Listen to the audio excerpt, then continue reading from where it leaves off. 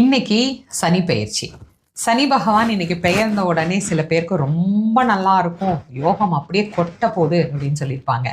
சில பேருக்கு சுமாராக தான் இருக்கும் அப்படின்னு சொல்லியிருப்பாங்க. சில பேருக்கு பார்த்தீங்கன்னா நீங்கள் ரொம்ப கவனமாக இருக்கணும் அப்படின்னு சொல்லியிருப்பாங்க. அதை நினச்சி உங்களுக்கு மனசுக்குள்ள ஏதாவது ஒரு சின்ன நெருடல் இருக்குது அப்படின்னா அதுக்காகத்தான் இந்த பதிவு.